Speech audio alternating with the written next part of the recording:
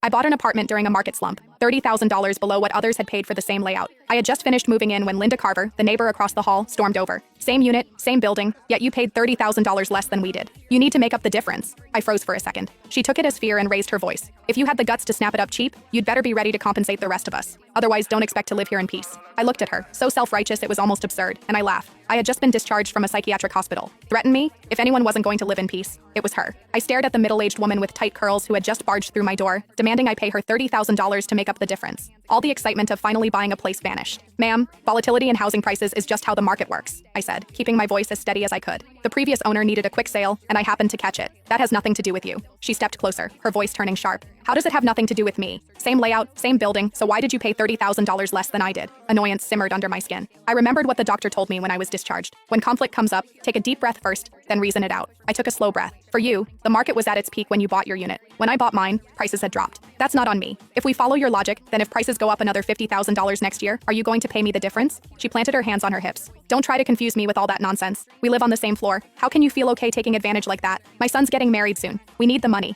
You bought it cheap, so you make up the difference. If you don't fix this, don't expect to live here in peace. I let out a short laugh, irritation bubbling over before I could respond. She suddenly lunged toward my luggage, reaching straight for my bag. Where's the money? Hand it over. $30,000 and not a cent less. A flash of anger shot through me. How could someone be this unreasonable? I was just about to pull out my phone and dial 911. The moment she saw what I was doing, she spun around and headed back to her unit. As she left, she tossed over her shoulder. If you don't pay up, we'll see how long you last here. I gave a cold laugh and ignored her, shutting the door behind me. That afternoon, I went downstairs to Harper's Corner store to pick up some essentials. Denise Harper, the owner in her 50s, scanned me up and down before asking, "You just moved in? 6th floor?" I nodded. She glanced outside, then lowered her voice. "Linda Carver from 601 just posted in the resident group chat saying you bought the place to run some kind of shady business." I froze. "What?" She sighed. "You got that apartment cheap. Their family can't accept it." She pulled up the chat and showed me. The messages were filthy. Linda Carver. At everyone. What do you reckon the woman who just moved into the 6th floor does for a living? I've lived for over 50 years. I know how to read people. What decent young woman lives alone in a place that expensive? You all know what that means. Now that you say it, yeah, that's suspicious. Where would such a young girl get that kind of money? Those kinds of gigs out there pay fast. Don't let her ruin the atmosphere of this place. Heard she's not bad looking? That makes it even more likely. Anyone got her contact? Just curious? Haha, not gonna do anything. Denise shook her head. They drove out the last person who lived in your unit the same way.